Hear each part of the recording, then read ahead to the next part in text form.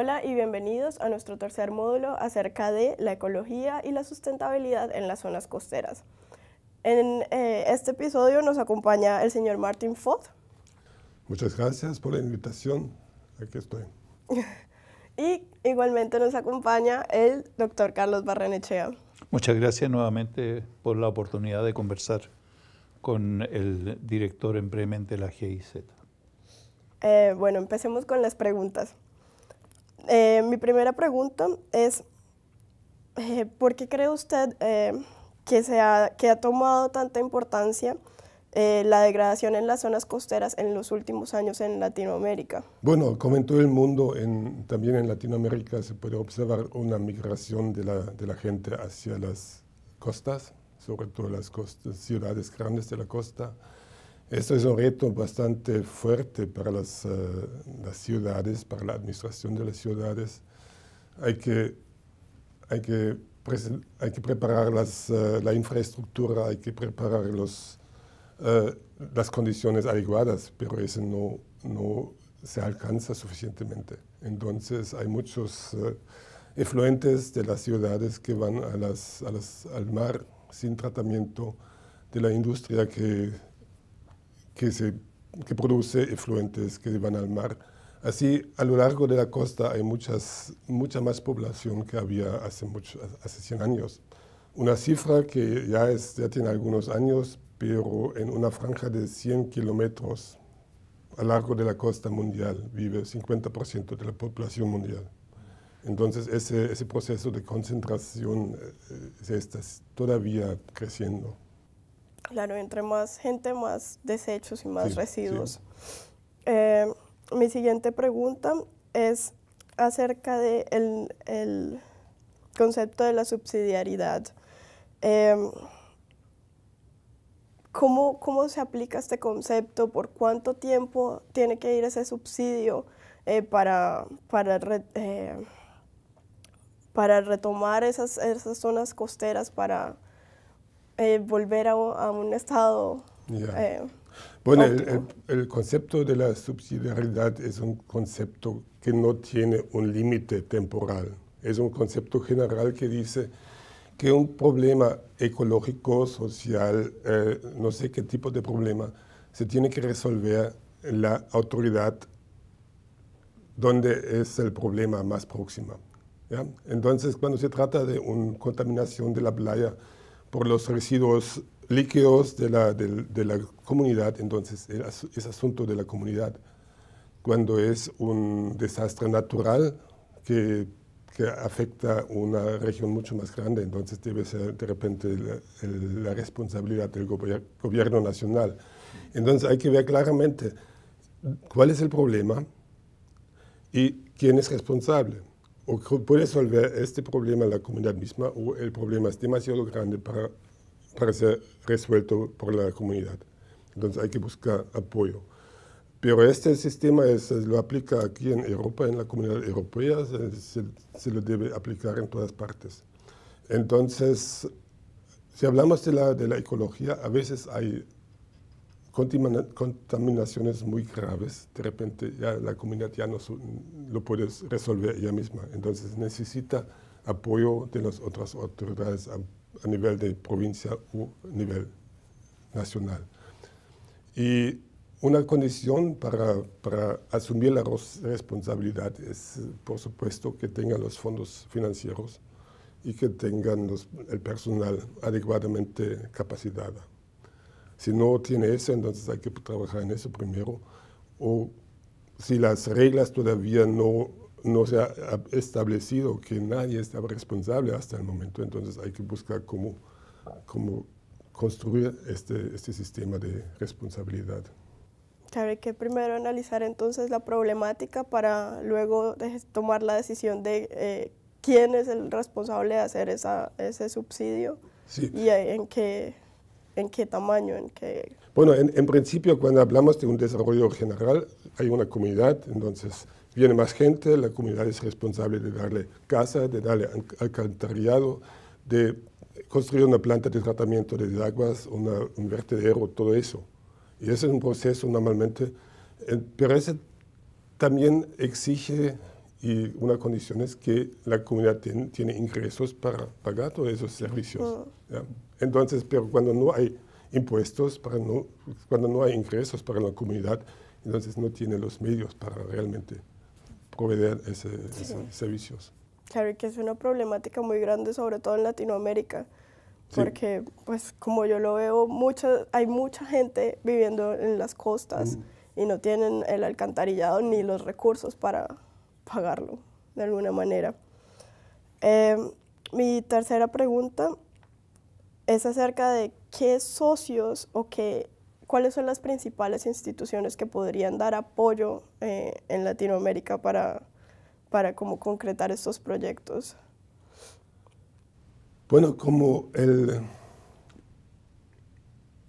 proyectos del manejo integral de zonas costeras, para mí son proyectos y procesos sociales y políticos. Entonces hay que incluir todos los actores sociales, políticos, económicos. ¿Ya? Entonces, en un caso concreto hay que preguntar, hay que incluir el gobierno con sus administraciones respectivas, medio ambiente, economía, pesca, vivienda, desarrollo urbano, rural, no sé. Hay muchos de esos, agricultura tiene impactos. Todos los sectores económicos. Hay que integrar los políticos y los representantes de las comunidades afectadas. Hay que incluir la industria y el comercio. Ellos son en muchas partes que causan la contaminación por sus efluentes contaminados hacia el mar. Y como último, y de repente un poco más difícil, es la comunidad, la sociedad civil, que se debe asegurar que participe en ese proceso. Los modos de participar hay que definir claramente. Si me permiten, Claro. ese último tema es algo que a mí me preocupa profundamente porque a veces existen planes. Vamos a suponer un plan de saneamiento de una bahía, seguido posteriormente de un plan de regularización o de regulación ambiental a largo plazo, etc. Esos planes a veces son tan perfectos que son sospechosamente perfectos, ¿no? A mí me da la impresión de que esos planes han sido elaborados con muy poca participación o sin ninguna participación de las personas que son directamente afectadas por la contaminación ambiental y que a su vez contribuyen a la contaminación, por ejemplo, por el hecho de no disponer de alcantarillado, ¿ya? Entonces, el tema de la participación, en mi opinión, se inicia en el momento de generar las primeras ideas de planificación. Y luego la ejecución de lo planificado no va a ser nunca exitosa si no está participando la comunidad organizada. Tampoco puede ser algo de voluntarismo individual, ¿ya? Entonces, yo tengo la sospecha, y por favor usted corríjame si estoy equivocado, que a veces los planes que se presentan son un tanto voluntariosos en términos de que han sido elaborados con muy buena intención, pero con un déficit de vinculación con la práctica, es decir, con las personas mismas. La situación es difícil. Yo creo que la participación ciudadana es importante. Y hay que ver los deseos, las necesidades de las personas y cómo se los expresan, cómo los manifiestan. Normalmente reclaman sus derechos, un aire libre, agua libre, ciudad limpia, casas adecuadas, etcétera, etcétera. Un medio ambiente sano, todo eso. Y muchas veces es difícil conseguir una respuesta a la pregunta ¿cómo? ¿Cómo lo logramos? Porque también las expectaciones son muy contradictorias también, ¿ya? Un ingreso bastante alto, mejor para sobrevivir y todos los servicios también. Entonces es importante tomar en cuenta esas expectativas, las necesidades, discutirlo con la sociedad civil y escuchar sus propuestas cómo solucionarlo. Pero aquí viene también este problema de la subsidiariedad. Cuando tú haces planes sin tener el financiamiento para estos planes, entonces ni siquiera sirve la participación ciudadana para avanzar en la resolución de los proyectos. Entonces aquí el sistema político es bastante difícil y muy, muy importante cuidar esos procesos. ¿Cómo los integramos? ¿Cuánto les prometemos o podemos prometer alguna resolución, alguna solución para un problema? ¿O seguimos solamente haciendo promesas que no se cumplen al final? Y eso sería lo peor, hacer promesas que no se cumplen. Eso se conoce en muchas partes, hay programas bonitas en el papel, firmado por el ministro tal, pero aquí en el lugar mismo no hay las fuentes, no hay los recursos para realmente implementar eso. Sin embargo, yo pienso que, bueno, encuentro toda la razón. Tenemos todos muy buenas ideas, tenemos muy buenos planes, pero si al final no tenemos el financiamiento para ejecutarlos. Entonces, en ese contexto, yo creo que los países de América Latina que tienen el problema del cual estamos hablando muy avanzado, no están en condiciones materiales ni políticas de solucionarlos por sí solos. Yo creo que en ese caso la cooperación internacional debe jugar un papel importante sin la intención de que la cooperación internacional sea el elemento determinante. El elemento determinante tiene necesariamente que ser interno. La voluntad política de resolver el problema tiene que ser el factor fundamental. Sin embargo, yo creo que en la solución de los temas de los cuales estamos conversando, la cooperación internacional juega un rol fundamental.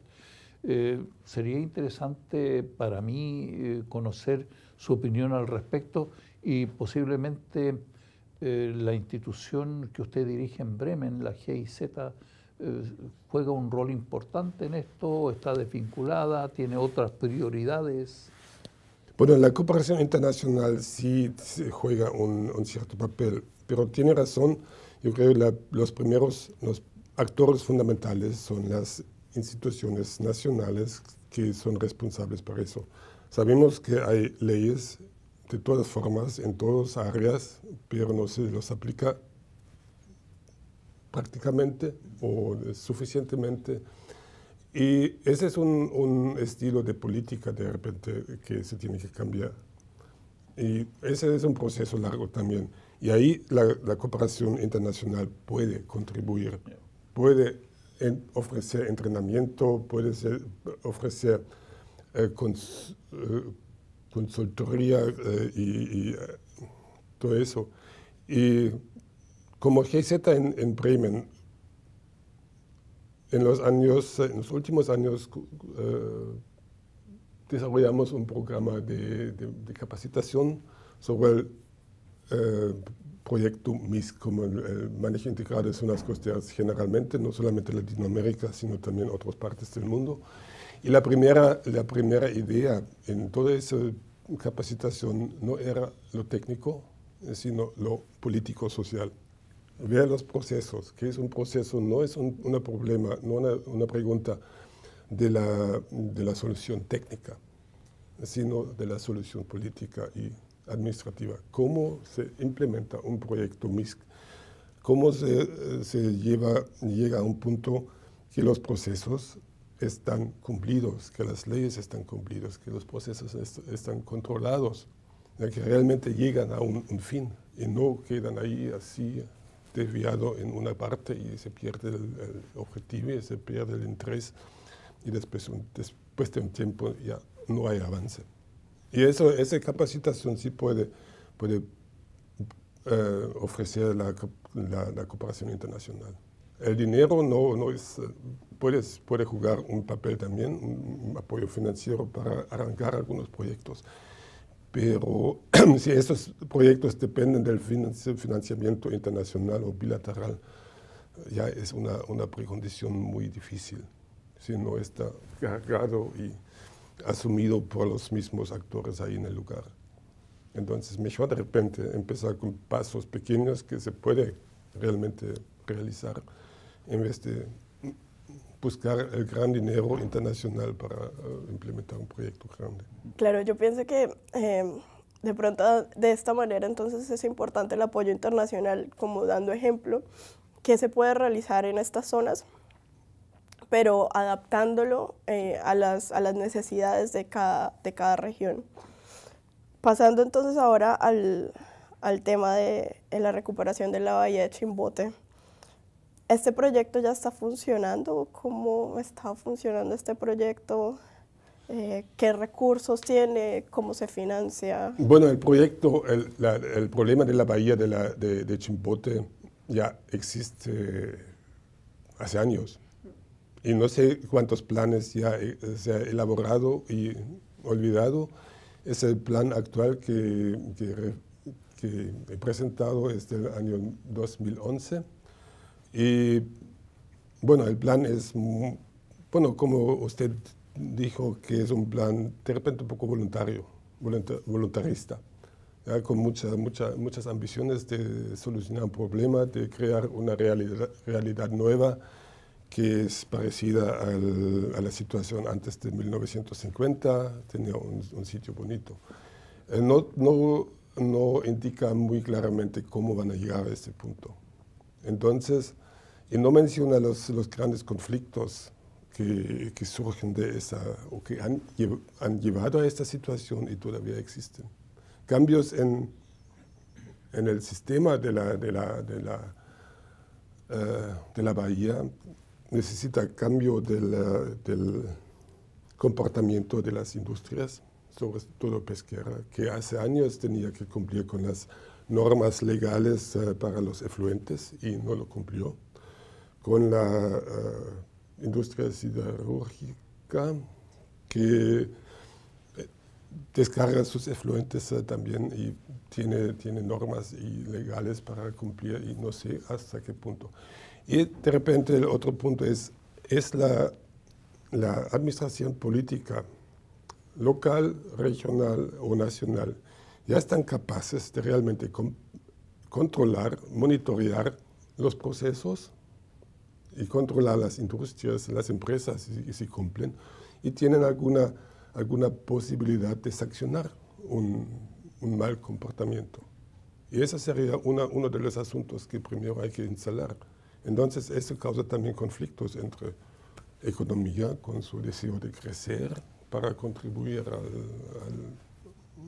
a los fondos nacionales, con sus impuestos, que ojalá que paguen, y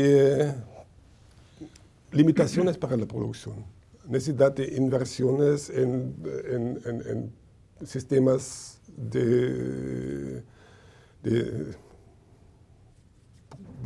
mejorar los procesos industriales. ¿Ya? Esas son inversiones que cuestan y hasta el dinero está fácilmente ganado.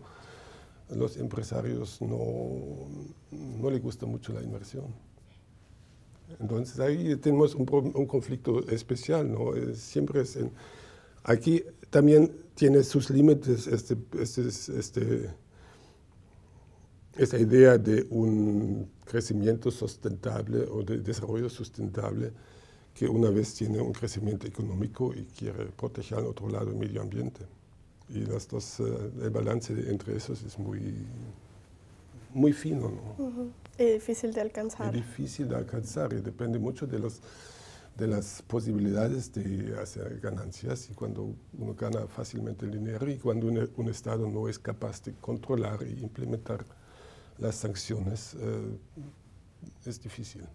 Y hay empresarios también que hablan de políticas sustentables como empresarios, pero en realidad lo que están haciendo es lo que se llama la responsabilidad social empresarial, que es sustancialmente distinta a una política de gestión sustentable dentro de la empresa.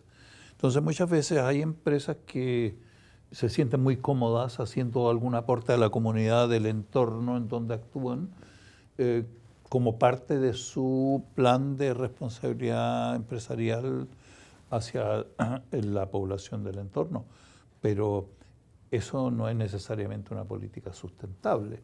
Yo creo que el tema de la sustentabilidad en ese caso va combinado con lo que usted señalaba, el tema de la legislación ambiental, que tiene que ver no solo con premiar y castigar, sino que tiene que ver también con investigar con el apoyo, por ejemplo, a las inversiones necesarias, no solo para mejorar los procesos industriales que permitan reducir los residuos, que permitan reducir la contaminación acústica, por ejemplo, etcétera, etcétera, sino que también permitan recuperar, ¿no es verdad?, las zonas degradadas. Entonces, la gran dificultad que yo veo en el caso concreto que usted nos ha presentado, que en mi opinión es realmente importantísimo y desgraciadamente es solo uno de los casos que podríamos presentar de América Latina, la solución es integral, si no, no va a ser solución.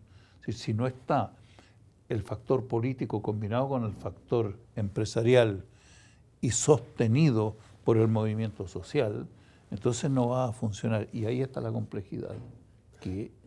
Sí, claro, una empresa puede decir que tenemos una responsabilidad y trabajamos sustentablemente y ofrecemos trabajo, por ejemplo, como contribución social. Pero cuando tenemos que aplicar técnicas nuevas para limpiar los efluentes, eso va a poner en peligro los trabajos. ¿Ya? Entonces ahí tenemos este balance. Entonces sí tenemos que pensar sobre incentivos para la industria que cambien su producción, su sistema de producción, sin poner en peligro su éxito económico. Hay que ver qué forma tenemos para realmente exigir el cumplimiento de las estándares y de normas legislativas. Y creo que tenemos que empezar, en cuanto a la recuperación de la bahía, que terminan los descargas de contaminantes a la... ¿Cómo solucionar la contaminación existente? Es de repente todavía un problema científico.